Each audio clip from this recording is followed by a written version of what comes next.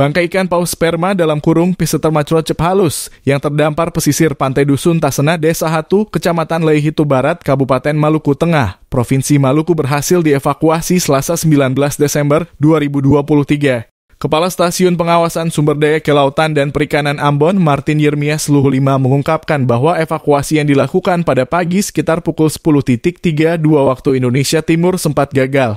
Hal itu disebabkan kondisi pantai berbatu dan air sementara surut.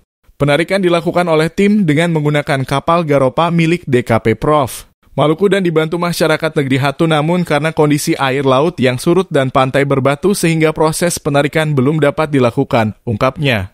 Lanjutnya evakuasi kembali dilakukan pada sore hari sekitar pukul 18.29 waktu Indonesia Timur. Bangkai paus berhasil ditarik menggunakan 2 kapal, yakni kapal Garopa dan kapal Seramsi untuk ditenggelamkan. Pukul 18.29 waktu Indonesia Timur saat air laut pasang.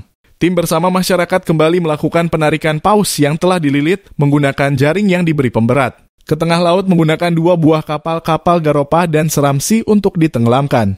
Tutur Luhu 5.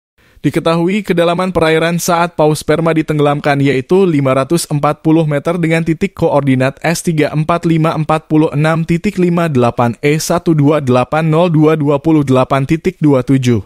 Diberitakan sebelumnya seekor ikan paus terdampar di pesisir pantai Dusun Tasena, Desa Hatu, Kecamatan Leihitu Barat, Kabupaten Maluku Tengah, Provinsi Maluku. Bangkai ikan paus sperma ditemukan warga terdampar di pesisir pantai Dusun Tasena pada Minggu 17 Desember 2023 pukul 07.00 waktu Indonesia Timur. Kepala Stasiun Pengawasan Sumber Daya Kelautan dan Perikanan Ambon, Martin Yermias Luhu 5 mengatakan timnya bersama BKSDA Maluku, LPSPL Satker Ambon, dan DKP Provinsi Maluku langsung meninjau lokasi setelah dihubungi Bapak Bere, warga setempat. Lanjutnya, ikan paus sperma tersebut berjenis kelamin, betina dan masih berumur anak-anak.